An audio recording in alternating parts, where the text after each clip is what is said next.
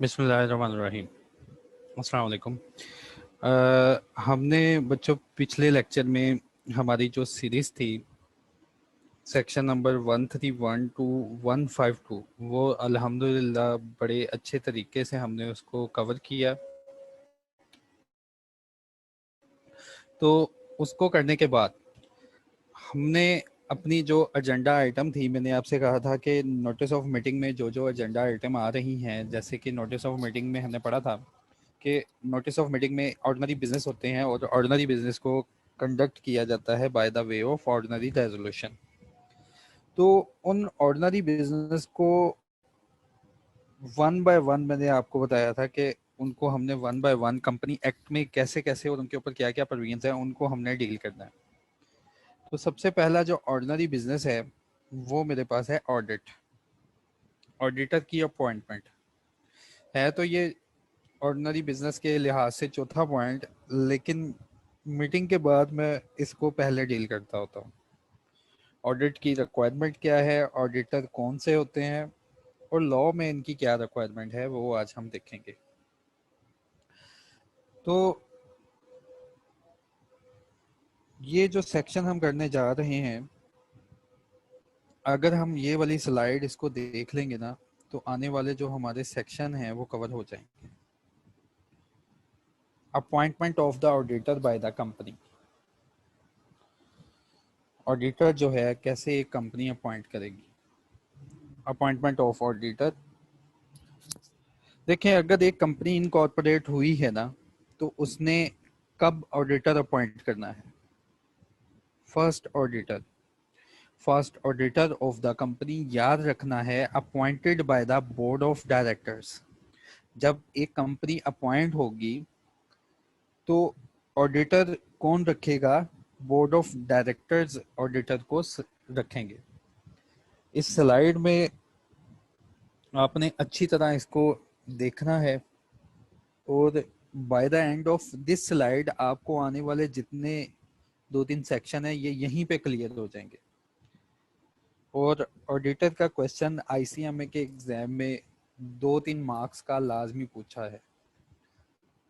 पहले तो अगर रिटन एग्जाम होता है तो जो पहले हुआ था उसमें 5-6 नंबर का तो लाजमी ऑडिटर के ऊपर क्वेश्चन आता है, लेकिन अब जो आपका एग्जाम होगा और ये जो पिछला एग्जाम हुआ था इसमें 2-3 मार्क्स का लाजमी ऑडिटर से पूछा जाता है एमसीक्यू।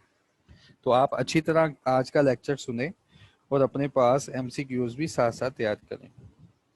अगर फर्स्ट ऑडिटर रखना है, देखिए कंपनी आज इनकॉर्पोरेट करवाई है तो ऑडिटर को कौन रखेगा, तो याद रखना है first auditor shall be appointed by the board of directors.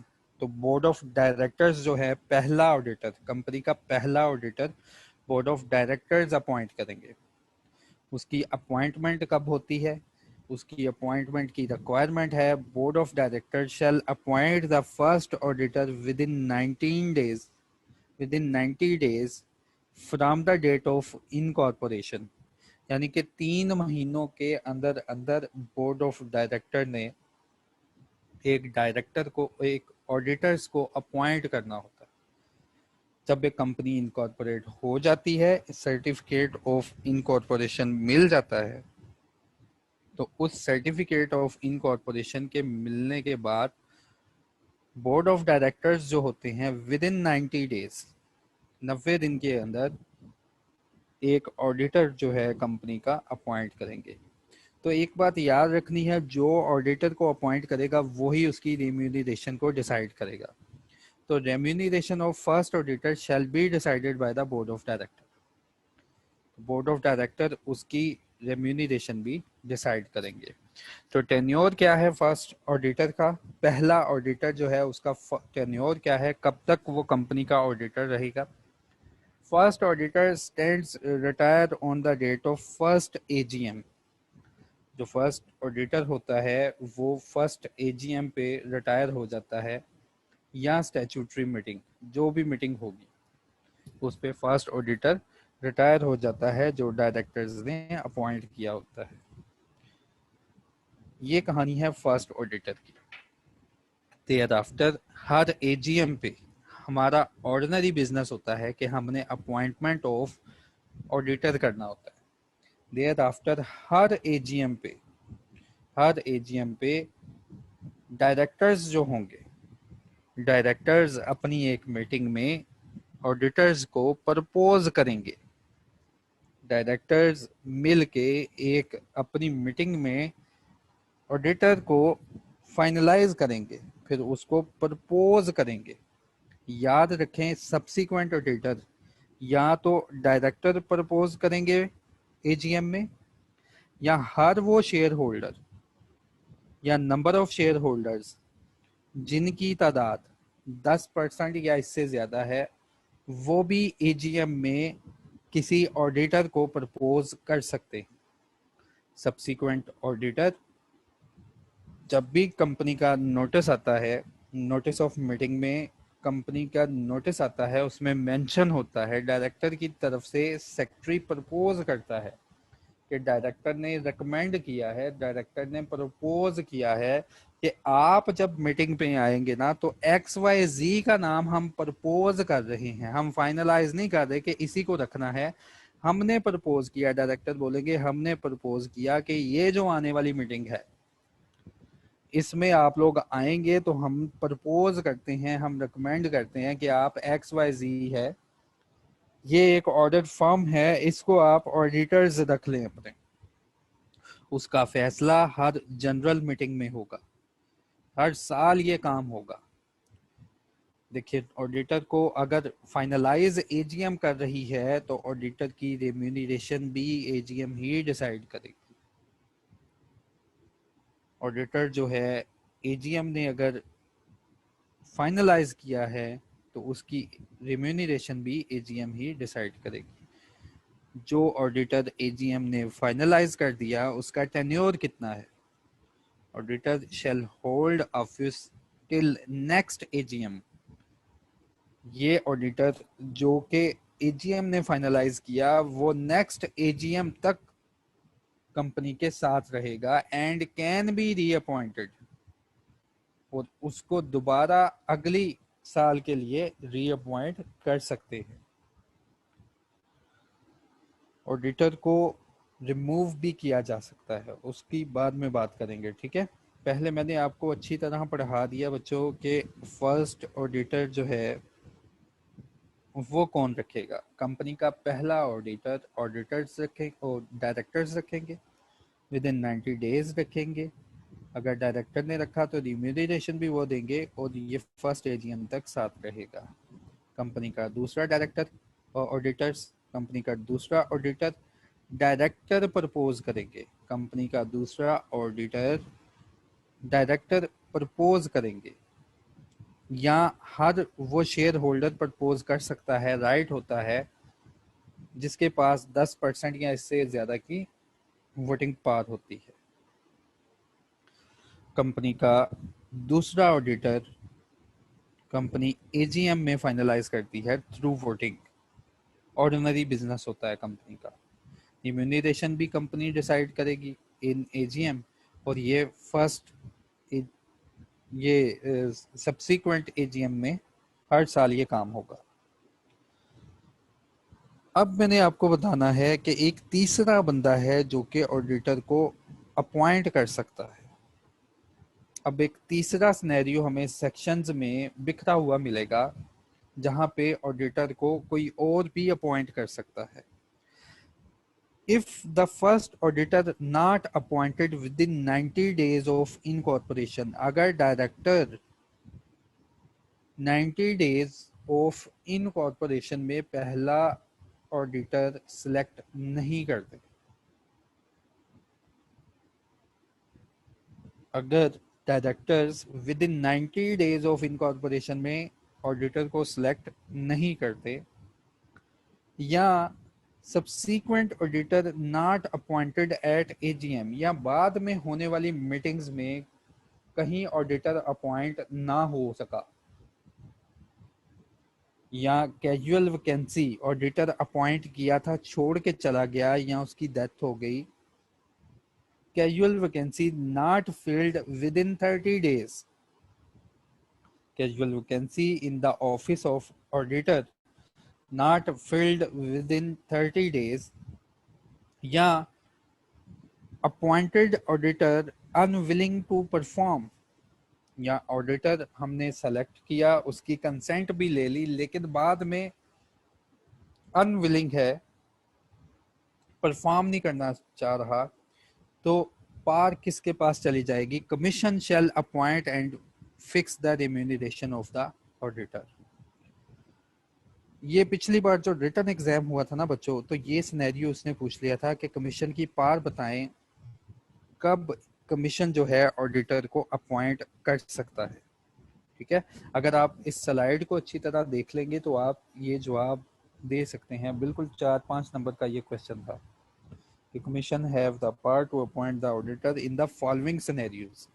पहला, ऑडिटर 90 डेज में अगर ना रखे company directors, subsequent auditor company AGM में ना कंक्लूड कर सके, casual vacancy in the office of auditor not filled है 30 डेज में, ऑडिटर अपॉइंट किया था अनविलिंग टू एक्ट है, तो कमीशन के पास सारी पार चली जाती है।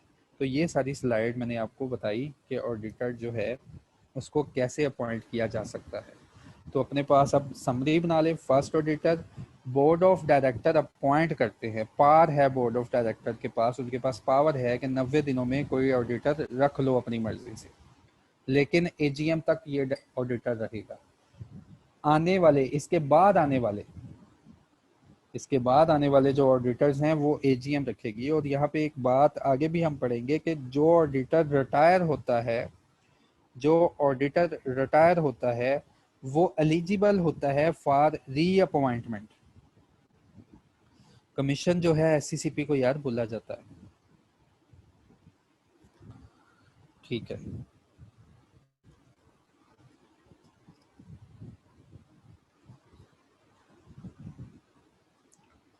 Section number 246 appointment removal and fee of auditors, appointment by directors. इस सेक्शन को 246 को मैंने डिवाइड किया उसी जो पीछे डायग्राम आपको दिखाई उसके लिहाज से, कि पूरे सेक्शन में फर्स्ट ऑफ ऑल वो वाली प्रोविजंस आपको पढ़ाई जा रही हैं जो कि डायरेक्टर्स जो है ऑडिटर को अपॉइंट करेंगे।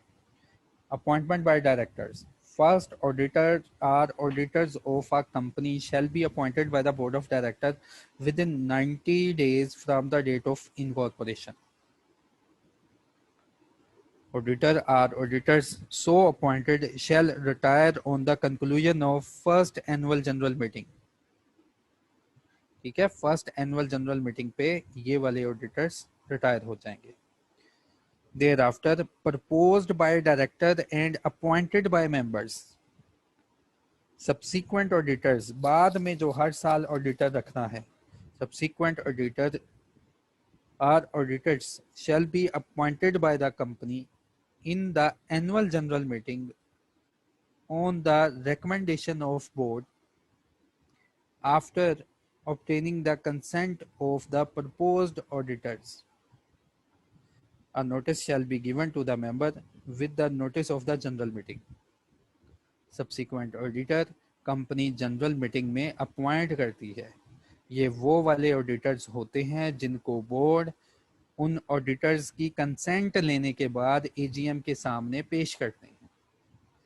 ऑडिटर का नोटिस उसने फिर याद करवाया कि बच्चों ये वही ऑडिटर का नोटिस है जो तुमने एनुअल जनरल मीटिंग के नोटिस में नाम पढ़ा था कि आपने आना है और ऑडिटर को फाइनलाइज करना है। Auditor or auditors so appointed shall retire on the conclusion of next AGM. जो ऑडिटर्स आप अपॉइंट करेंगे वो इसी सीक्वेंस में नेक्स्ट एजीएम पे रिटायर हो जाएंगे।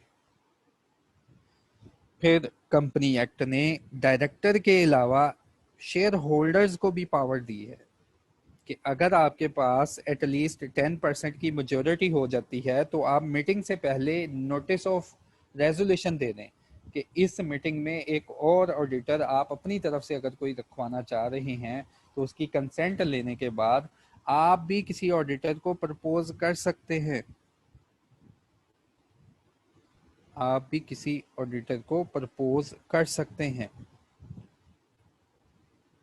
A member or members shall be so entitled to propose any auditor for the appointment having not less than 10% voting power, and a notice in this regard has been given to the company not less than 7 days before the date of annual general meeting.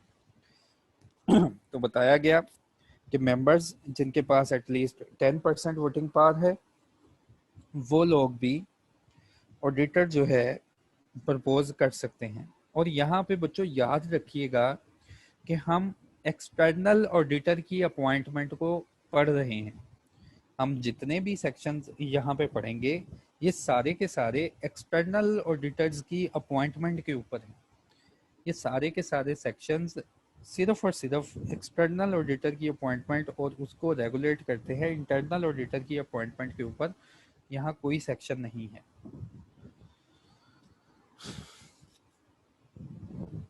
तो ये मैंने appointment के हवाले से आपको slide बनाई और आपको दिखाई कि ऑडिटर को अपॉइंट कौन कौन कर सकता है। Thereafter appointment by the SCCP, commission के पास भी एक पार है कि अगर ये सर्कमस्टांसेस हो जाएं तो कमीशन जो है ऑडिटर अपॉइंट करेगा।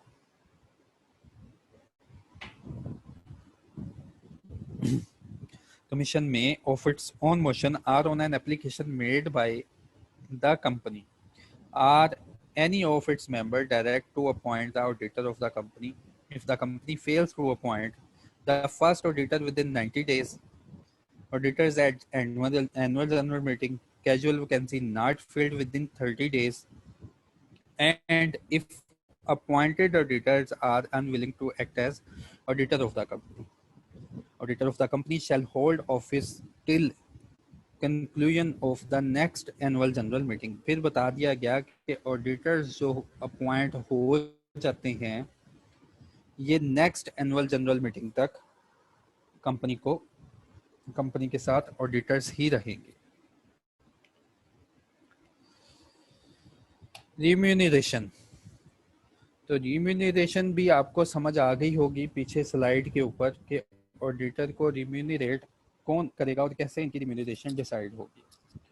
Remuneration of the auditors of the company shall be fixed by the company in the general meeting, by the board if the auditors are appointed by the board, by the commission if the auditors are appointed by the commission, as the case may be।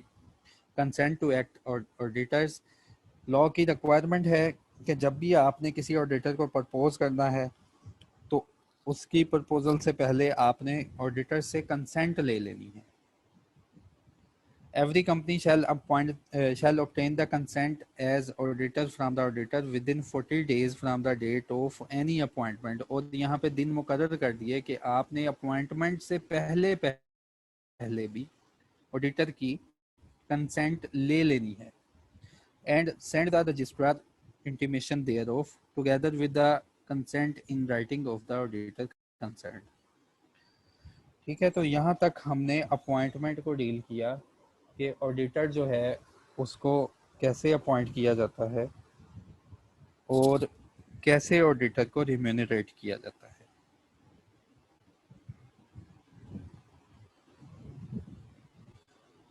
Removal of auditors, auditor अगर appoint हो जाए तो उसको remove भी किया जा सकता है।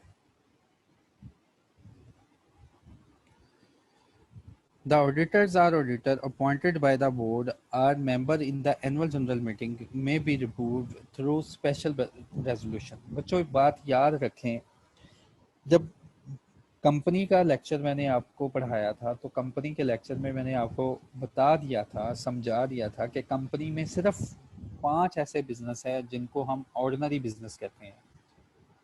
इनके अलावा कोई भी फैसला मीटिंग में होगा तो वो by the way of special resolution होगा।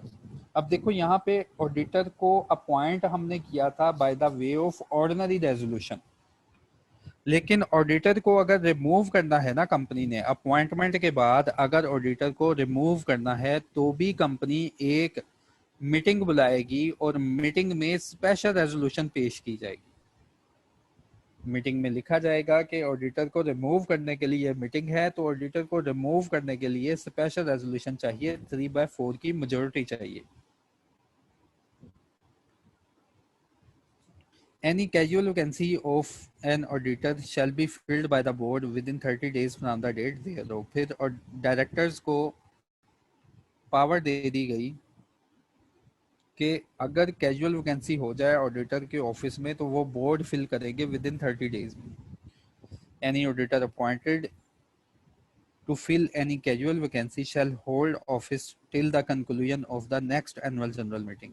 कोई भी ऑडिटर अगर अपॉइंट किया जाएगा तो उसको नेक्स्ट एनुअल जनरल मीटिंग तक ऑफिस को होल्ड करना होगा। Where the auditors are removed during their tenure, the board shall appoint the auditor with prior approval of the commission।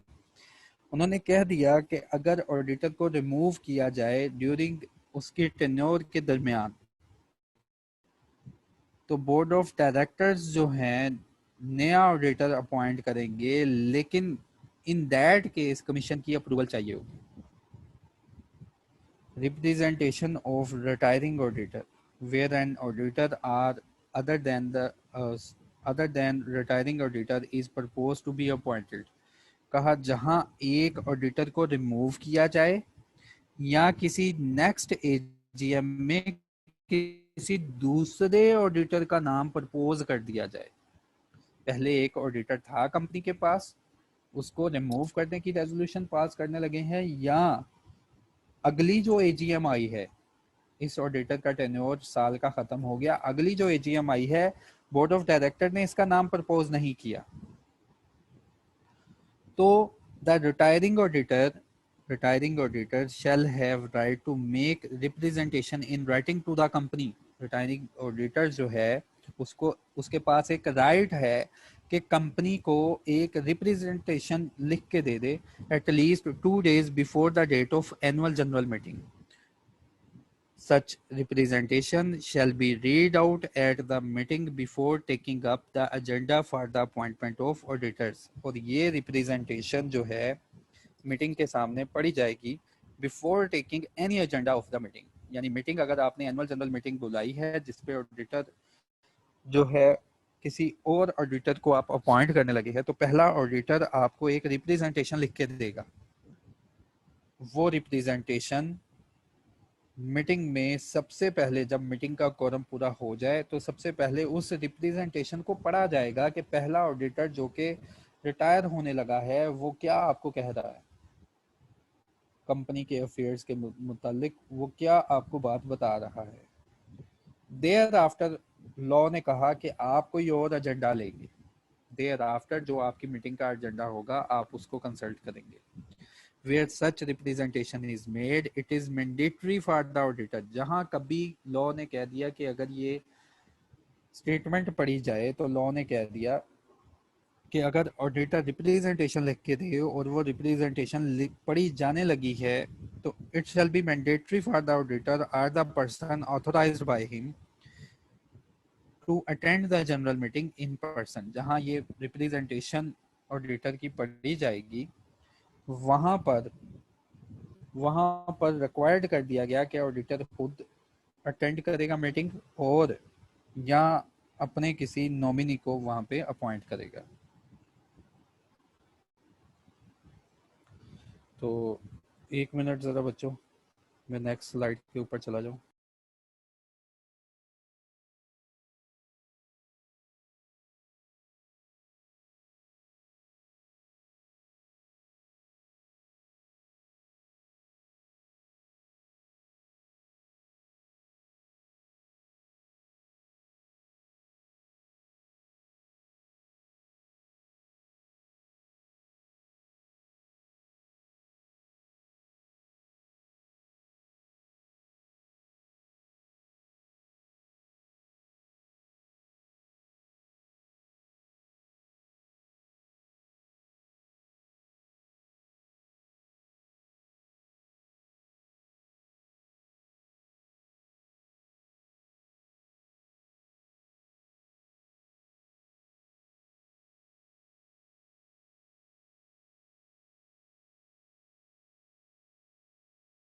तो बच्चों अपॉइंटमेंट एंड रिमूवल के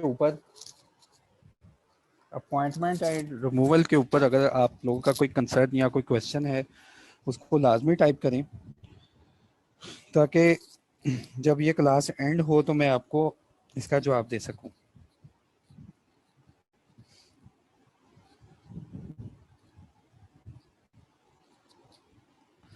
Following person shall not be appointed as auditor of the company, namely section number 247.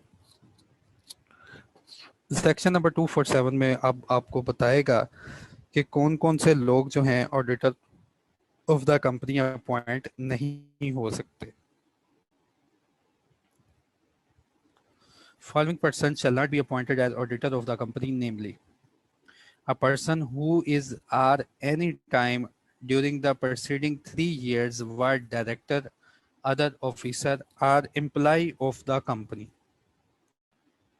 पहला point, law ने कह दिया कि किसी भी कंपनी में कोई भी ऐसा पर्सन ऑडिटर अपॉइंट नहीं होगा जो कि पिछले 3 सालों में, अगर ये बच्चों कंपनी है ना, ये है कंपनी, अगर पिछले 3 सालों में अगर कोई पर्सन इस कंपनी में डायरेक्टर, एज अ डायरेक्टर काम कर चुका हो, एज अ ऑफिसर काम कर चुका हो, एज एन एम्प्लॉय काम कर चुका हो, तो 3 सालों की रिक्वायरमेंट है कि कम से कम 3 साल का टेन्योर इसको पूरा करना है। देयर आफ्टर ये अपॉइंट हो सकता है, लेकिन 3 सालों के अंदर अंदर ये अपॉइंट एज एन ऑडिटर नहीं हो सकता। तो पहली लाइन उसने कही कि कोई भी पर्सन किसी भी कंपनी का ऑडिटर नहीं बनेगा अगर वो पिछले 3 सालों में कहीं भी इस कंपनी में एज एन ऑडिटर और डायरेक्टर, अदर ऑफिसर और एम्प्लॉय ऑफ द कंपनी रह चुका हो।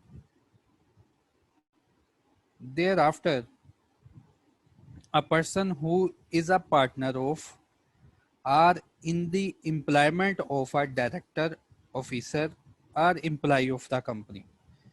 फिर लॉ ने एक और गाइडलाइन प्रोवाइड कर दी कि एक और बंदा ऑडिटर नहीं अपॉइंट हो सकता। वो कौन सा? अगर कोई person in the employment of first person है, जैसे ये एक डायरेक्टर ऑफ कंपनी था,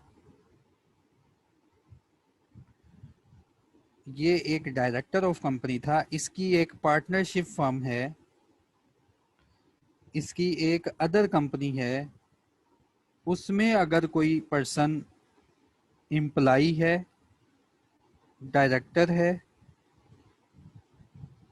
या अदर ऑफिसर है, तो वो पर्सन भी इस कंपनी का ऑडिटर अपॉइंट नहीं हो सकता। लॉ ने पहले कह दिया कि जी जो पर्सन जो है डायरेक्टर हो, ऑफिसर हो या एम्प्लॉई हो, वो ऑडिटर अपॉइंट नहीं हो सकता। दूसरी प्रोविजन में लॉ ने क्लियर कर दिया कि चलो अगर डायरेक्टर नहीं तो डायरेक्टर से कोई लिंक बनता है किसी कंपनी का, उसमें कोई पर्सन एम्प्लॉई है, डायरेक्टर है या ऑफिसर है, तो वो पर्सन भी इस कंपनी का ऑडिटर अपॉइंट नहीं हो सकता। 2 कंडीशन होगी। तीसरी condition, suppose of director of company.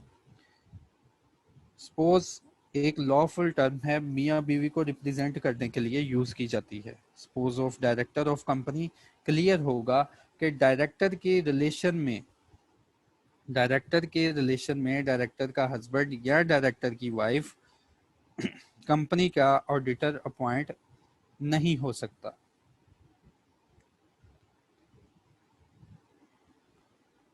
Thereafter, for point 4, a person who is indebted to the company other than in the ordinary course of such business।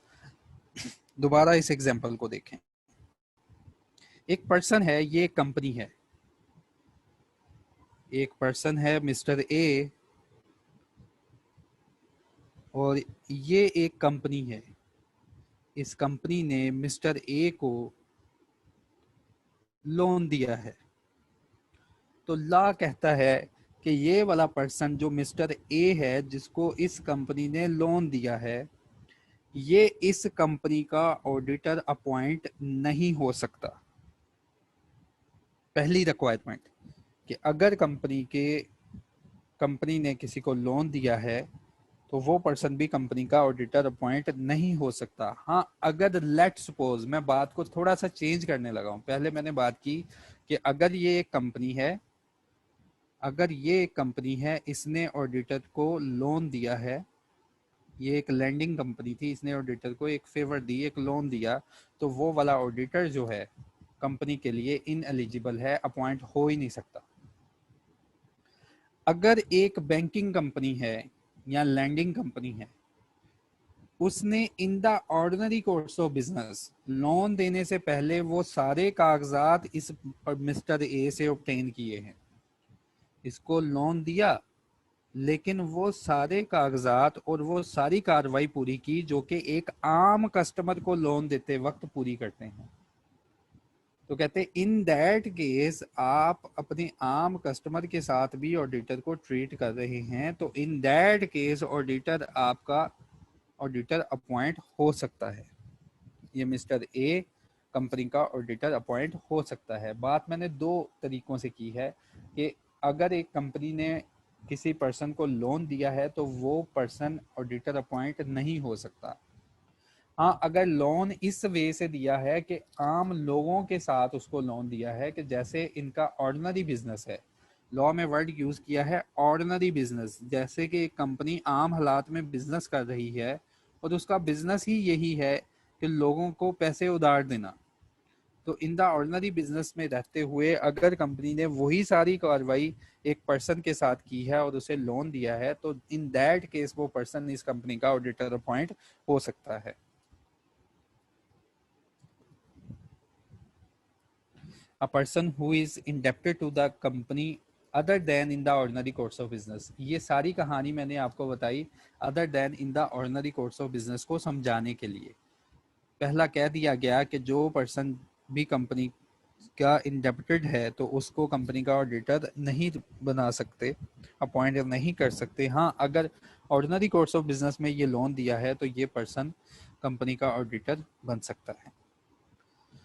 फिर any person who has given a guarantee और provide any security in connection with the loan.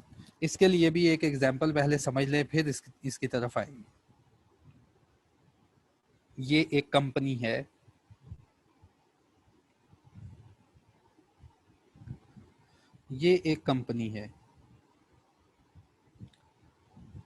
इस company ने ना mister B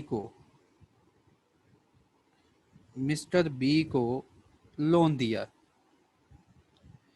जब mister B को loan दिया ना, loan है 1 मिलियन का, जब मिस्टर बी को लोन दिया ना तो मिस्टर ए यहाँ पे था, इसने कंपनी को सिर्फ गारंटी दी कि अगर मिस्टर बी आपको लोन डिफॉल्ट करेगा तो ये लोन मैं अदा करूंगा। सिर्फ गारंटी दी है मिस्टर ए ने। तो इन दैट केस लॉ ने कहा एक तो वो पर्सन जिसको लोन दिया है वो ऑडिटर अपॉइंट नहीं होगा। हाँ, वो भी पर्सन ऑडिटर अपॉइंट नहीं होगा जो इस लोन के लिए किसी कंपनी को गारंटी देगा। ठीक है, तो अगली जो प्रोविजन है वो इसके ऊपर है कि अगर एक पर्सन कंपनी को किसी लोन के हवाले से कोई गारंटी वगैरह देगा ना, तो वो पर्सन भी कंपनी का ऑडिटर अपॉइंट नहीं हो सकता। फिर आगे बता दिया but in the ordinary course of business, कि अगर ये कंपनी एक लैंडिंग कंपनी है और ये अपने ऑर्डिनरी कोर्स ऑफ बिजनेस, यानी कि इसका बिजनेस ही यही है कि पैसे उधार देना, और इसने अपनी कार्रवाई में रहते हुए इन बंदों के साथ वैसे ही डील किया है जैसे कि आम कस्टमर के साथ डील किया जाता है, तो इन दैट केस उसने कहा फिर ये अपॉइंट हो सकता है। बात दो तरह की है।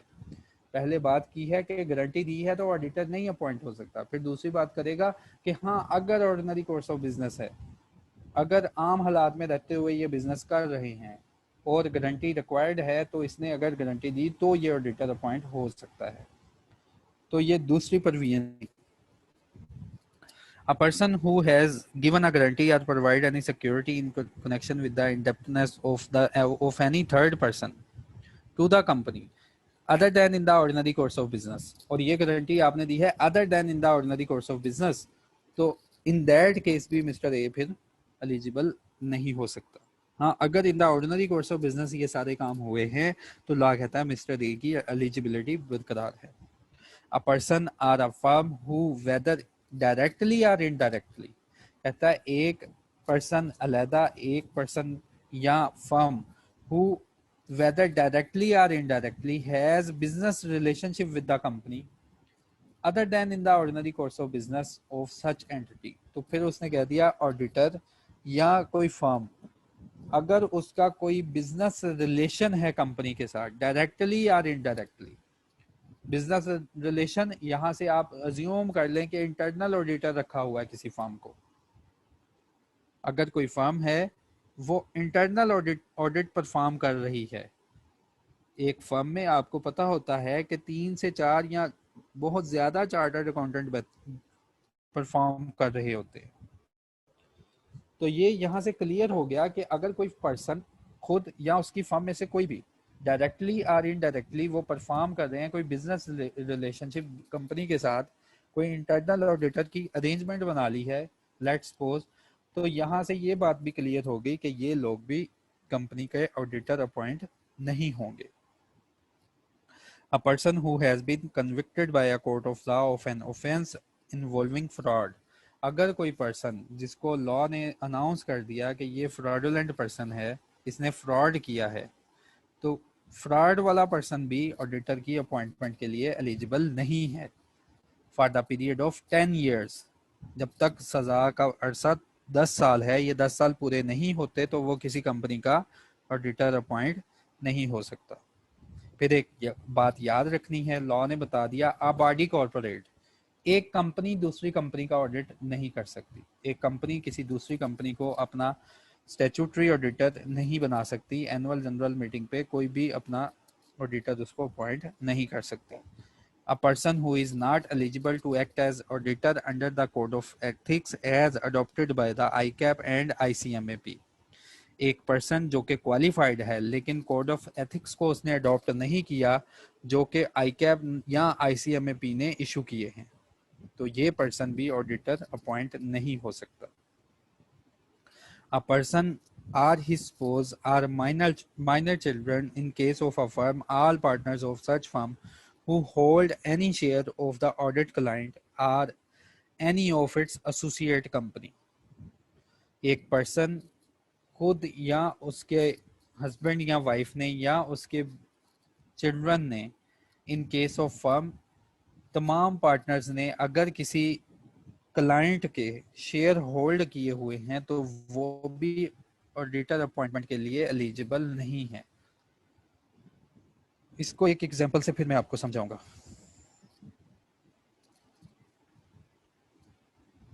देखिए ये एक कंपनी,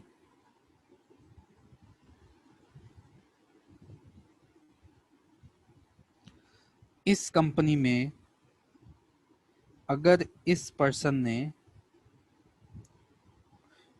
कोई शेयर्स परचेज किए हुए हैं, कोई शेयर्स परचेज किए हुए हैं, तो ये पर्सन जो है ऑडिटर अपॉइंट नहीं हो सकता। इस पर्सन ने शेयर नहीं परचेज किए, लेट्स सपोज इसकी वाइफ ने शेयर परचेज किए हैं, तो इन दैट केस फिर भी ये पर्सन ऑडिटर अपॉइंट नहीं हो सकता। वाइफ के नाम पे शेयर नहीं तो किसी माइनर चिल्ड्रन के बेनिफिट के लिए शेयर परचेज किए गए, तो इन दैट केस भी ये पर्सन ऑडिटर अपॉइंट नहीं हो सकता। लेट्स सपोज ये सारी बातें करने के बाद एक और बात है कि अगर कोई पार्टनरशिप फर्म है, उसके पार्टनर्स ने इस कंपनी के शेयर्स परचेज किए हुए हैं, तो वो सारे पार्टनर्स भी इस कंपनी के ऑडिटर नहीं बन सकते। ये पहली बात है, ये पहली बात है जो मैंने आपको इस डायग्राम से बनाई। अब मैं इसके लिए दूसरी बात एक करने जा रहा हूँ, इसको पहले मैं पढ़ दूं।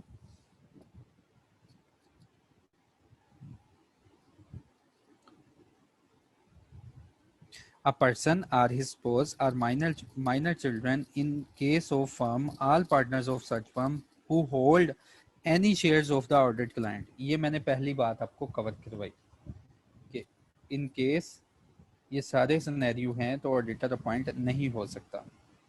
ठीक है, इस कंपनी के लिए ऑडिटर अपॉइंट नहीं हो सकता। अब नेक्स्ट बात जरा ध्यान से सुननी है आप लोगों ने, इस कंपनी में इन लोगों की कोई इन्वेस्टमेंट नहीं। हाँ एक दूसरी कंपनी है, हाँ एक दूसरी कंपनी है, वो यहां पे है। ये कंपनी ए थी, ये कंपनी बी है।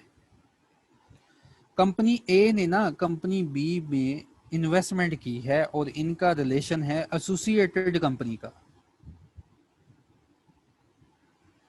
और एसोसिएटेड कंपनी, हाँ वही डेफिनेशन जो कि मैंने पहले दिन पढ़ाई थी। तो ये एसोसिएटेड कंपनी है। तो लॉ ने कह दिया कि पहले ही बात तो मैंने तुमको समझाई कि अगर इन बंदों का, ये सारे बंदे जो तुम्हारे टीचर ने यहाँ बनाए हैं, अगर पहली बात ये है कि अगर इस कंपनी में कोई शेयर है ना, तो ये बंदे जो हैं इस कंपनी के ऑडिटर अपॉइंट नहीं हो सकते। हाँ अगर इस कंपनी में शेयर नहीं है, अगर किसी एसोसिएटेड कंपनी में इनकी इन्वेस्टमेंट है, अगर इस कंपनी में इन्वेस्टमेंट नहीं, किसी ऐसी कंपनी में इन्वेस्टमेंट है जहां पे कंपनी ने 20% से ज्यादा होल्ड किया हुआ है, तो इन दैट केस भी ये वाले लोग, हालांकि इन्होंने इन्वेस्टमेंट की है कंपनी बी में, तो इन दैट केस ये सारे के सारे लोग ये भी इन एलिजिबल हो जाएंगे for the appointment as auditor in company A. इसका मतलब कि किसी एसोसिएटेड कंपनी में भी अगर किसी ऑडिटर की इन्वेस्टमेंट है तो वो किसी कंपनी ए का ऑडिटर सेलेक्ट नहीं हो सकता। पहली बात लॉ ने की कि अगर पर्सन खुद या उसकी स्पोज या इन केस ऑफ फर्म जो पार्टनर्स हैं उनकी इन्वेस्टमेंट है किसी कंपनी में, तो ये सब लोग, उसने कहा जी कंपनी के ऑडिटर नहीं बन सकते, दूर रहें। फिर दूसरा कहा कि अगर कंपनी में इनकी इन्वेस्टमेंट नहीं, चलो किसी एसोसिएटेड पर्सन में इनकी इन्वेस्टमेंट है, किसी एसोसिएटेड कंपनी में इनकी इन्वेस्टमेंट है, तब भी ये सारे लोग कहता है इन एलिजिबल ही हैं कंपनी ए के लिए। लेट्स सपोज, तीसरा सिनेरियो बनाने लगा हूं, लेट्स सपोज अगर इस कंपनी में इतनी इन्वेस्टमेंट नहीं कि वो एसोसिएटेड कंपनी कहला सके, कंपनी ए ने कंपनी बी में सिर्फ 10% की इन्वेस्टमेंट होल्ड की है, 10% की अगर इन्वेस्टमेंट होल्ड की है कंपनी बी में, इन दैट केस अगर इनमें से कोई पर्सन शेयर होल्ड करता है कंपनी बी में, तो इन दैट केस ये पर्सन कंपनी ए के एलिजिबल हो जाएंगे for the appointment as director. और बच्चों ये एक केस आया था, ये सारी केस स्टडी आई थी एसीसीए के एग्जाम, उन बच्चों को ये पूछा गया था। तो आईसीएमए में भी ये एक क्वेश्चन आया था सिनेरियो बेस, ये पास पेपर में हमारे मौजूद है, जब रिटन पेपर हुआ था तो यही सिनेरियो, कंपनी ए एक कंपनी थी, उसने दूसरी कंपनी में इन्वेस्टमेंट की हुई थी, और जब उस इन्वेस्टमेंट को काउंट किया गया ना तो वो इन्वेस्टमेंट 15 से 10 के दरमियान थी, इतनी परसेंटेज के दरमियान थी, और उस सिनेरियो में बताया गया था कि इन सब लोगों ने इन्वेस्टमेंट की है कंपनी बी में। तो बताएं, डिसाइड करना था कि क्या ये person eligible to be appointed हैं in the company a as auditor. तो मोस्टली बच्चों ने जवाब दिया था नहीं अपॉइंटेड जी, लॉ ने स्पेसिफिकली बताया है कि अगर एक पर्सन जो है या उसके माइनर चिल्ड्रन या फर्म है, उन्होंने इन्वेस्टमेंट की है कंपनी में या एसोसिएटेड कंपनी में, तो वो एलिजिबल नहीं है। तो भाई केस को डिसाइड करने से पहले देख लेना है कि रिलेशनशिप एसोसिएटेड का बनता है या नहीं बनता।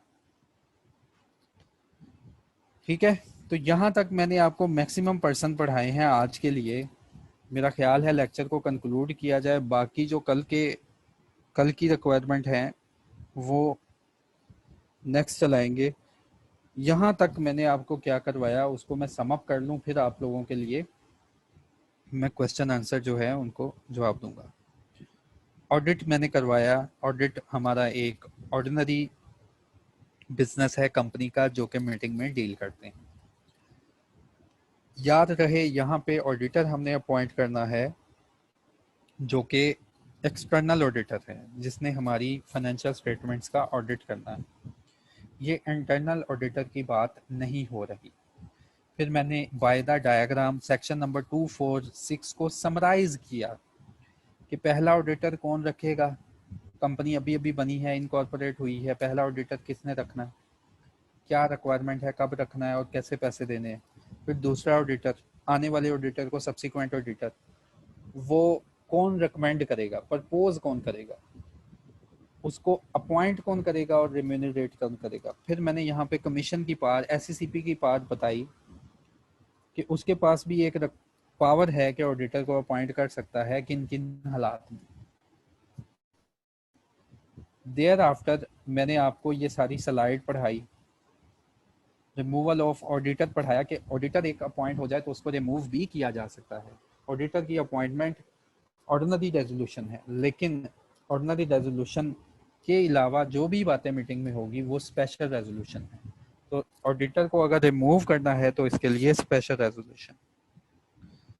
देयर आफ्टर मैंने आपको बताया कि कौन कौन से लोग एज एन ऑडिटर अपॉइंट नहीं हो सकते, और ये मोस्ट इंपॉर्टेंट टॉपिक है। यहाँ से जब भी ऑडिट वाले सेक्शन से क्वेश्चन बना है ना, तो मोस्टली इस एरिया को टच किया है। एग्जामिनर इस एरिया को नहीं भूलता, सिनेरियो बेस बना ले या डायरेक्ट पूछ ले।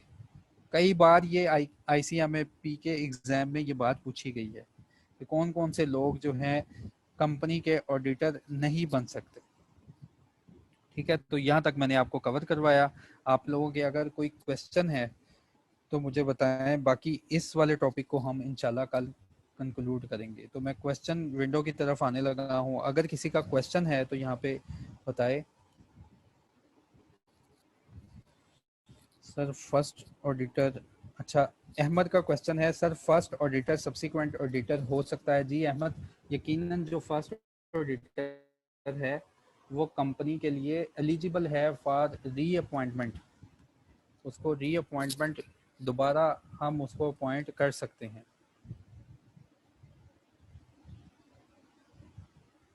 अच्छा, हैंड रेज किया किसी ने, हैंड रेज का जवाब दे देते हैं। जी हिरा नाज को अलाउ किया, हिरा बोले। हिरा, हिरा आपको आवाज आ रही है?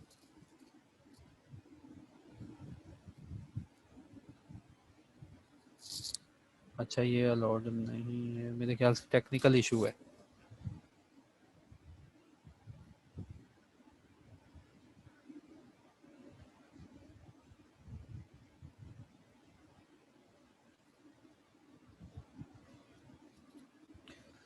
नेक्स्ट क्वेश्चन है कमीशन का, बता दें कमीशन का भी मैंने बता दिया था। उसके बाद क्वेश्चन है सर ये अपॉइंटमेंट इंटरनल ऑडिटर, क्या यही एक्सटर्नल ऑडिटर का नहीं? शहबाज रजा, ये भी मैंने क्लियर कर दिया कि हमने जो टॉपिक पढ़ा है इसमें टोटली हम एक्सटर्नल ऑडिटर की अपॉइंटमेंट को पढ़ने जा रहे हैं। इंटरनल ऑडिटर की जो रिक्वायरमेंट होती है वो board of directors day to day affairs के लिए रिस्पॉन्सिबल होते हैं। तो अपने डे टू डे की एफिशिएंसी के लिए जो बोर्ड ऑफ डायरेक्टर्स हैं वो किसी को भी इंटरनल ऑडिटर अपॉइंट कर सकते हैं, लेकिन एक्सटर्नल ऑडिटर जो होता है इसकी अपॉइंटमेंट कंपनी करती है, उनके पास पावर है, जनरल मीटिंग करती है, क्योंकि जनरल मीटिंग ने अपने सारे पैसे ट्रस्ट के ऊपर डायरेक्टर्स को दिए हैं। उस ट्रस्ट को देखने के लिए कि जिस पर्पज के लिए पैसे दिए थे उसी पर्पज के लिए लगे हैं, तो एक्सटर्नल ऑडिटर की अपॉइंटमेंट भी जनरल मीटिंग करती है। The name of auditor is written in the notice of the meeting. Yes, of course, Numan, जब notice of meeting यार पढ़ा था मैंने आपको बताया भी था, दिखाया भी था कि notice of meeting में ना जो बात हमने करनी होती है उसकी सारी डिटेल भेजते हैं। ऑडिटर का नेम भी लिखा होता है और ये भी बताया जाता है कि इसको हमने कितने कितने टेनोर के लिए अब दोबारा जो है स्टैंड करना है, इसको अपने साथ अपॉइंट करना है।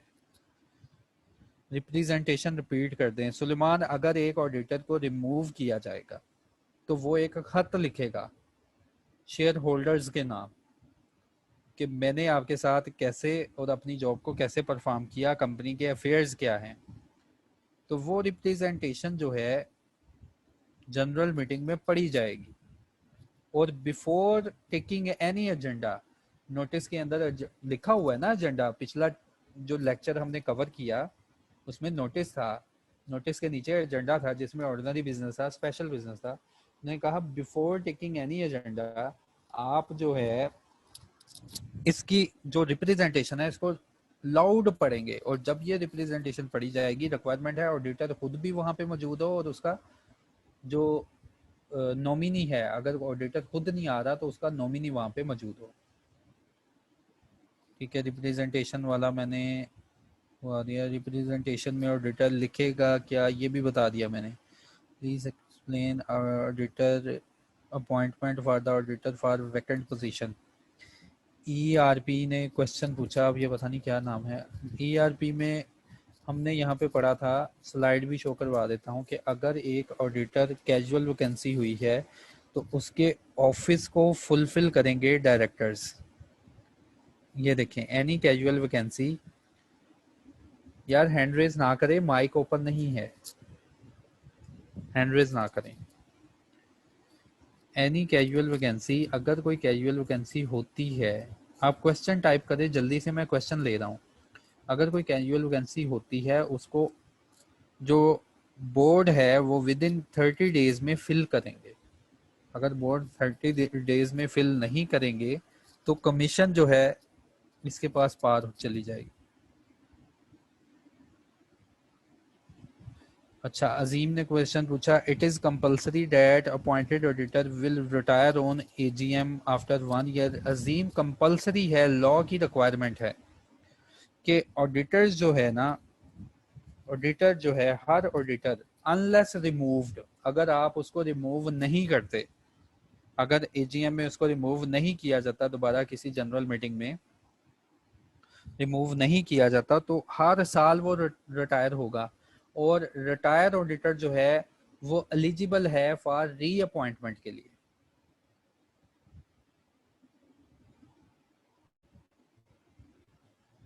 सिर्फ सर, अच्छा साद ने क्वेश्चन पूछा, साद का question, sir auditor remain appointed in the company from one AGM to other AGM, then what are his duties in such a long duration, then why। देखिए, ऑडिटर के सेक्शन हमने स्टार्ट किया ना, auditor का पहले आज मैंने पढ़ाया, इसको अपॉइंट की कैसे किया जाता है, साथ इसको रिमूव कैसे किया जाता है, देयर आफ्टर साथ आगे अभी चलना है उन्हें, इनकी ड्यूटीज क्या होती हैं और इनके राइट्स क्या होते हैं वो भी हमने पढ़ना है साथ। कैजुअल वैकेंसी के 30 डेज से कब स्टार्ट होंगे, जब कैजुअल वैकेंसी अकर होगी उसी वक्त से स्टार्ट हो जाएंगे 30 डेज। अच्छा सर, सेक्शन 247 का पार्ट 5 रिपीट कर दें प्लीज़। सेक्शन 247 का पार्ट 5, सेक्शन 247 इसका 5वां पॉइंट। अच्छा, पहला पॉइंट तो ये था ना कि अगर किसी को लोन दिया ना, अगर किसी को लोन दिया तो वो कंपनी का ऑडिटर अपॉइंट नहीं हो सकता। दूसरा पॉइंट ये है कि अगर किसी पर्सन ने, जैसे मिस्टर ए है, वो एक ऑडिटर है, इसने कंपनी से कोई लोन नहीं लिया, लेकिन इसने गारंटी दी है किसी और पर्सन की कंपनी को कि इन केस ऑफ डिफॉल्ट आपने किसी और पर्सन को लोन दिया है ना, तो मेरी गारंटी है अगर वो डिफॉल्ट करेगा तो आप मुझसे पैसे ले लेना। तो लॉ ने यहाँ पे कहा कि अगर आपके लोन नहीं देते लेते, a person who has given a guarantee और provide any security in connection with the indebtedness of any third person, अगर आप किसी तीसरे बंदे की गारंटी भी दे रहे हैं ना किसी लोन के हवाले से, तो भी आप कंपनी के ऑडिटर अपॉइंट नहीं हो सकते। हाँ, अगर in the ordinary course of business ये सारी ट्रांजैक्शन हुई हैं। In the ordinary course of business का मतलब कि आप पैसे लेंड करना आपका बिजनेस है, कंपनी का बिजनेस है पैसों को देना, और कंपनी ये सारी कार्रवाई कर रही है in the ordinary course of business में रहते हुए। जैसे बैंक है, किसी को लोन देता है ना तो सबसे पहले कहता है आपकी जमीन किधर है, इसको प्लेज करना है। अच्छा, इसका लोन का 25% आपने डिपॉजिट करना है, फिर हम आपको लोन देंगे। अगर सारी बातें ये ऑडिटर के साथ भी ऐसे ही हुई है ना जैसे आम कस्टमर के साथ होती हैं, तो इन दैट केस गिना जाएगा कि वो इन डेप्टनेस में नहीं है। Sir section number 247.25687, if company auditing firm है। ये मुझे अरुणा क्वेश्चन नहीं समझ आया आपका। अरुणा प्लीज जल्दी से इसको टाइप करो, मुझे क्वेश्चन समझ नहीं आया। Sir who appoints the auditor, director or member and what is the procedure for the appointment through voting of member. देखिए ऑडिटर की अपॉइंटमेंट एक ऑर्डिनरी रेजोल्यूशन है। स्लाइड शुरू से मैंने आपको बताया था कि अगर हम पहली स्लाइड ही देख लें तो हमें सारी कहानी समझ आ जाती है। ऑडिटर पहला होगा तो उसको अपॉइंट, अपॉइंट का मतलब उसको सिलेक्ट, कि चलो काम कर लो तुम, उसको सिलेक्ट कर लेंगे डायरेक्टर्स। सब्सिक्वेंट ऑडिटर्स जो होंगे प्रपोज, हवाला उनका देंगे डायरेक्टर्स, लेकिन सिलेक्ट उनको जनरल मीटिंग करेगी, एजीएम करेगी। और एजीएम कैसे करेगी? सेक्रेटरी पड़ेगा जी, ये फलाना फलाना डायरेक्टर नोटिस में भी बताया था, सॉरी ऑडिटर नोटिस में भी बताया था, ये यहाँ पे मौजूद भी हैं, तो बताएं इनको अगले साल के लिए ऑडिटर रखना है कि नहीं रखना। ठीक है, वो सारे तरीकाकार जो कि मैं आपको वोटिंग में पढ़ा चुका हूँ कि वोटिंग होगी, थ्रू पोल कर लें, थ्रू शो ऑफ हैंड कर लें। तो इसके लिए वोटिंग पावर कितनी चाहिए? ऑर्डिनरी बिजनेस है, एटलीस्ट उन्होंने कहा 51% की वोटिंग पावर चाहिए। अच्छा, वासिफ ने क्या कहा? सर क्या एक पेरेंट कंपनी अपनी सब्सिडरी के लिए भी ऑडिटर अपॉइंट नहीं कर सकते? एक पेरेंट कंपनी, वासिफ ये कल के लेक्चर में डिस्कस करेंगे यार, कि एक कंपनी का ऑडिटर दूसरी कंपनी का ऑडिटर बन सकता है कि नहीं। Sir what is the meant by ordinary course of business? Ordinary course of business मैंने एक्सप्लेन कर दिया कि ऑर्डिनरी कोर्स ऑफ बिजनेस क्या होता है। जैसे बैंकिंग कंपनी, उसका ऑर्डिनरी कोर्स ऑफ बिजनेस क्या है? लैंडिंग करना, लोगों को कर्ज देना। तो ऑर्डिनरी कोर्स ऑफ बिजनेस में जो आम पर्सन के साथ वो डीलिंग करते हैं वही इसी तरह डील किया हो। सेक्शन नंबर 457 का 4 ये भी मैंने रिपीट कर दिया था। नवीद कहता है सर रिमूवल ऑफ डायरेक्टर्स करना है तो पहले ऑडिटर्स, यार रिमूवल ऑफ ऑडिटर्स करना है तो पहले स्पेशल रेजोल्यूशन पास होगी, फिर कमीशन से इजाज़त लेनी है। रिमूवल ऑफ डायरेक्टर करना है या ऑडिटर करना है? रिमूवल ऑफ ऑडिटर करना है ना, तो ऑडिटर को रिमूव करने के लिए हमने पढ़ा कि कंपनी स्पेशल रेजोल्यूशन पास कर सकती है। ईआरपी ने कहा sir repeat the topic of person not appointed as auditor point 10 and example. ERP ये मैंने यार आपको, अब आपका पता नहीं नाम क्या है, पॉइंट 10 ये मैंने पढ़ा भी दिया। तो इसकी एग्जाम्पल के लिए यार मैंने बहुत लंबी चौड़ी एक कहानी बताई थी कि पहले पर्सन खुद या उसकी वाइफ या उसके बच्चे या इन केस ऑफ फर्म सारे पार्टनर्स अगर किसी कंपनी में इनके शेयर्स हैं ना, तो ये उस कंपनी के ऑडिटर अपॉइंट नहीं हो सकते।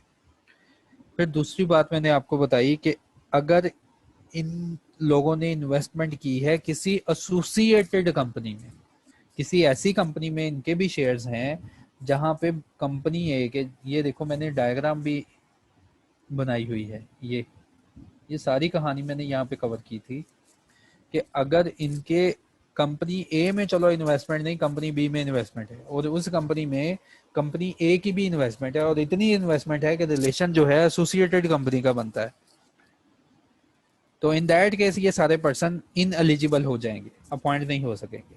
हाँ, अगर रिलेशन एसोसिएट का नहीं बनता तो ये अपॉइंट हो सकते हैं।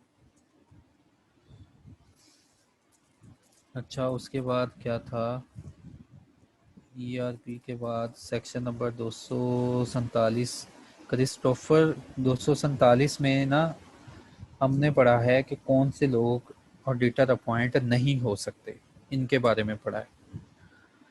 तो ये सारे पर्सन जो है जिनके नाम यहाँ पे गिवन है अपॉइंट नहीं हो सकते। Sir representation of auditor repeat कर दिया था सुलेमान मैंने। बॉडी कॉर्पोरेट को यहाँ ब्रीफ कर दें। बॉडी कॉर्पोरेट पहले दिन का लेक्चर है कि बॉडी कॉर्पोरेट में आता क्या है।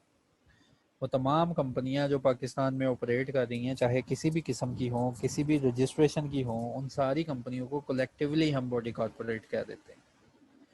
सब्सिक्वेंट ऑडिटर सेकंड ऑडिटर होता है, कह सकते हो। अस्सलाम वालेकुम सर, रिप्रेजेंटेशन ऑफ रिटायरिंग, ये मैंने एक्सप्लेन कर दिया था नबीला कि अगर एक ऑडिटर रिटायर हो सकता है तो उसका राइट है कि वो रिप्रेजेंटेशन लिख सकता है। For how many years the same auditor reappointed. वैसे तो ये कल का टॉपिक है, दोबारा बता देता हूँ कि ऑडिटर जो है लिस्टेड कंपनी के लिए रिक्वायरमेंट है कि ऑडिट फर्म जो है वो 5 साल तक एक ही एंगेजमेंट पार्टनर के साथ ऑडिट करवा सकते हैं। जैसे एक फर्म है उसमें 5 पार्टनर हैं, तो लॉ ने जो कोड ऑफ कॉर्पोरेट गवर्नेंस है उसने अलाउ किया है कि लिस्टेड कंपनी जो है 5 साल तक एक ही एंगेजमेंट पार्टनर से ऑडिट करवा सकती है। अगले सालों के लिए कोई दूसरा एंगेजमेंट पार्टनर एंगेज होगा लिस्टेड कंपनी के साथ। पहले जो रिक्वायरमेंट थी ना वो पहले ये चलती थी कि किसी फर्म ने अगर 5 साल तक लिस्टेड कंपनी का ऑडिट कर लिया ना तो छठे साल कोई और फर्म से ऑडिट करवाएंगे। लेकिन इस साल ये पिछले साल ये अपडेशन आई थी कोर्स में कि अगर 5 साल तक एक एंगेजमेंट पार्टनर ने ऑडिट कर लिया तो वही फर्म दोबारा से ऑडिटर सेलेक्ट हो सकती है, लेकिन एंगेजमेंट पार्टनर सिर्फ चेंज कर ले। तो ये मजीद हम पढ़ेंगे जाके कोड ऑफ कॉर्पोरेट गवर्नेंस में भी। सर क्या ब्लड रिलेशन को भी एज ऑडिटर अपॉइंट नहीं यार, सिंपल उन्होंने बता दिया कि आपका जो स्पोज है वो अपॉइंट नहीं हो सकता। अच्छा, फिर उसने कहा क्या ब्लड रिलेशन को भी एज ऑडिटर अपॉइंट किया जा सकता है और एक auditor at the more time one firm अपनी ड्यूटीज परफॉर्म कर सकता है या नहीं। अच्छा, ब्लड रिलेशन में अदर देन इनके जो कोई रिलेशन नहीं ना डिफाइन किया गया वो अपॉइंट हो सकते हैं। तो उसके अलावा और एक auditor at a time more than one firm अपनी ड्यूटीज परफॉर्म कर सकता है। ये समझ नहीं आई मुझे कि मोर देन वन फर्म बोला। ये नीचे वाला जो क्वेश्चन है ना रिजवान, इसको दोबारा टाइप कर लो। उस्मान क्या कह रहा है? सर ऐसा हो सकता है कि जो रिम्यूनरेशन ऑडिटर की मेंबर फिक्स करें ऑडिटर उस पर एग्री ना हो सकता है यार, लेकिन उससे कंसेंट ले लेते हैं। कंसेंट लेनी होती है ना, तो सारी बातें मीटिंग पे डिस्कस हो रही होती हैं। तो मीटिंग में डिस्कस होगा तो फाइनलाइज होगा तो ये पॉइंट होगा ना। कैजुअल वैकेंसी का भी बता दिया था दानियल। वो can not body corporate unable to audit, I mean there are many companies doing audit for example। और यार ये KPMG तुम्हें किसने कह दिया कि ये कंपनी है? पहले दिन का ये मुशाहिद हुसैन, ये पहले दिन मुशाहिद हुसैन है, पहले दिन का यार ये टॉपिक है कि कंपनी एक्ट 2017 में कौन कौन लोग रजिस्ट्रेशन करवाते हैं।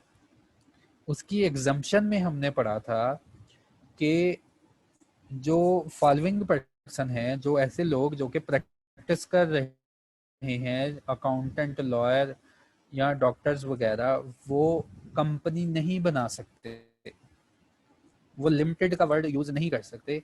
हाँ, ये पार्टनरशिप फर्म्स होती हैं। केपीएमजी भाई एक पार्टनरशिप फर्म है, ये कंपनी नहीं है।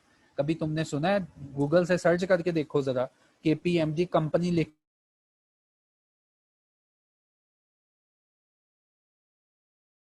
के देखना, कंपनी कभी नहीं इनके साथ आता। तो अलाउ है इनके कि अगर आप कोई प्रैक्टिस परफॉर्म करने के लिए कोई कंपनी और कोई एसोसिएशन बनाते हो, कोई फर्म बनाते हो तो बना सकते हैं, कोई इनके ऊपर लिमिटेशन नहीं, लेकिन इनकी लायबिलिटी लिमिटेड नहीं होगी कभी भी। सर क्या पेरेंट कंपनी अपनी सब्सिडरी के लिए ऑडिटर अपॉइंट कर सकती है? वासिफ दोबारा, और मैंने आपको कह दिया था कि ये इंशाल्लाह कल के लेक्चर में है। सर ऑडिटर की क्वालिफिकेशन क्या है, ज़रूरी है? ये भी नेक्स्ट लेक्चर के लिए है रिजवान अली। उसके बाद sir how many times one auditor में बी रीअपॉइंटेड लिस्टेड। अगर कोई दूसरी कंपनीज हैं तो ऑडिटर अपॉइंट जब तक आपकी मर्जी है करें, लेकिन लिस्टेड कंपनी में रिक्वायरमेंट क्या है वो मैंने आपको बताई थी कि लिस्टेड कंपनी में 5 साल तक की रिक्वायरमेंट है कि 5 साल तक एक एंगेजमेंट पार्टनर। फर्म में अगर 5 एंगेजमेंट पार्टनर है ना तो एक मिस्टर ए 5 दफ़ा 5 सालों तक लिस्टेड कंपनी का ऑडिट कर सकता है। छठे साल में मिस्टर ए इन एलिजिबल है, लिस्टेड कंपनी का ऑडिट नहीं कर सकता, दूसरे पार्टनर कर सकते हैं जाके audit. Sir I am previous lecture में आपने ऑफिस ड्यूटी इशू की वजह से ऑनलाइन लेक्चर में पार्टिसिपेट नहीं कर सका। मेरा क्वेश्चन, पहला लेक्चर से कोई प्राइवेट कंपनी के सब्सिडरी हो सकती है वो शेयर इशू। यार आप ये ग्रुप में पूछ लेना पिछले लेक्चर से रिलेटेड, मोहम्मद अली। तो सर अगर सब्सिडरी में इन्वेस्टमेंट है तो क्या वो पर्सन भी पेरेंट, सब्सिडरी में इन्वेस्टमेंट है तो क्या वो पर्सन भी पेरेंट कंपनी का ऑडिटर अपॉइंट नहीं हो सकता। यार यहाँ पे क्लियर कर दिया गया कि वर्ड आ गया एसोसिएटेड का, रिस्ट्रिक्शन लग गई। एसोसिएटेड से ऊपर जितनी भी इन्वेस्टमेंट है तो उससे कोई गर्ज नहीं, एसोसिएशन ही शुरू हो गई ना, तब भी पर्सन ऑडिटर अपॉइंट नहीं हो सकता। एसोसिएशन के बाद सब्सिडरी बनी है ना, तो एसोसिएशन पे ही रोक दिया गया, तो सब्सिडरी पे तो ऑटोमेटिकली क्लियर हो गया ना कि सब्सिडरी में अगर इन्वेस्टमेंट है तो आप ऑडिटर अपॉइंट पेरेंट के भी नहीं हो सकते। सर बॉडी कॉर्पोरेट वाला पॉइंट दोबारा बता दें। बॉडी कॉर्पोरेट में था कि कोई कंपनी किसी दूसरी कंपनी का ऑडिट नहीं कर सकती। सर ऑडिटर की कंसेंट मीटिंग होने के बाद 14 दिन के टाइम पीरियड में लेनी होती है या मीटिंग से 14 डेज में लेनी होगी। देखें लॉ की रिक्वायरमेंट है कि ऑडिटर की जो कंसेंट है वो रजिस्ट्रार के पास फाइल जब कर दी है ना तो 14 दिन का टाइम है। आप कंसेंट मीटिंग से पहले ले लें या बाद में ले लें। Sir representation of auditor isn't it read out before the agenda of the appointment of auditor? You said it read out before any agenda. Nabila before any agenda, before taking any agenda, जब भी कोई auditor representation करेगा तो law ने कहा है कि meeting की नॉर्मल कार्रवाई कोई भी शुरू करने से पहले सबसे पहले इस ऑडिटर की बात सुने और फारिग करें, फिर आप अपने नॉर्मल वे जो मामला हैं उनको डील करें। Power will transfer to the commission after 30 days if the auditor, हाँ जी ये मैंने बता दिया था। उसके बाद for how many times auditor reappointed maximum, ये भी बता दिया कि अदर दैन लिस्टेड कंपनी आपकी मर्जी है जब तक उसको अपॉइंट करें। रिस्ट्रिक्शन सिर्फ लिस्टेड कंपनी की है। सर रिपीट दिस पॉइंट, कौन से पॉइंट है रूना, पॉइंट तो लिखे ही नहीं आपने। सर सेक्शन नंबर 247 का पॉइंट 6 बता दें। 247 का पॉइंट 6 निम्रा 247 का पॉइंट 6 जो है 247 का पॉइंट 6 देखो, उसने कहा person are a firm who whether directly और indirectly has business relationship with the company. मैंने कहा कि ऑडिटर के केस में एक बेस्ट एग्जांपल है कि कोई business relationship with the company, कि आपका कंपनी के साथ कोई business relation, let's suppose auditors जो हैं किसी कंपनी के इंटरनल ऑडिटर हैं, ये एक बिजनेस रिलेशन बन गया, वो आपके क्लाइंट हैं, आप उनका इंटरनल ऑडिटर कर रहे हैं। तो इन दैट केस जो ऑडिटर्स होंगे ऐसी फर्म के, वो स्टैट्यूटरी ऑडिटर नहीं बन सकते, सालाना ऑडिटर नहीं बन सकते, एक्सटर्नल ऑडिटर नहीं बन सकते। सर कंपनी का कस्टमर वेंडर, यार ये बता दिया कि कंपनी का कस्टमर वेंडर जिसका बिजनेस रिलेशनशिप हो कंपनी के साथ, तो वो भी कंपनी का ऑडिटर अपॉइंट नहीं हो सकता। बीओडी फर्स्ट, सबूर ने कहा BOD first discuss with the auditor what we want to appoint you, then they take this matter. हाँ जी ऐसे ही होता है। First one board of director ने प्रपोज करना है ना। अगर आप मेरे पास किसी को प्रपोज करोगे कि सर इसको आप अपनी क्लास में इंक्लूड कर लें, आप पहले उसके साथ डिस्कस करोगे, यार ये कंपनी है, ये ऐसे पढ़ाता है, तो चलो इसकी इतनी फ़ी है, तो क्या आप राज़ी हो हम आपको प्रपोज कर दें इसके सामने, ठीक है, फिर ही आप मुझे बताओगे कि यार ऐसे। इसी तरह बोर्ड ऑफ डायरेक्टर जो कि डे टू डे अफेयर्स के लिए इन्वॉल्व होते हैं, वो ऑडिटर कंपनी को सिलेक्ट करके, ऑडिटर फर्म को सिलेक्ट करके उनसे डिस्कस करते हैं, ठीक है, फिर अपनी बोर्ड मीटिंग में उसका नाम फाइनलाइज करते हैं। देन वो कंपनी के सेक्रेटरी को बताते हैं कि इस बंदे को प्रपोज कर दो, इस फर्म को प्रपोज कर दो, नोटिस में नाम लिख के बाकियों को भी बता दो कि आने वाली मीटिंग में हमने इसके ऊपर आपसे डिसीजन लेना है, आप रजामंद हैं या नहीं है। हाउ मैनी टाइम्स हैं, ये भी बता दिया कितने टाइम के लिए पर्सन अपॉइंट हो सकता है।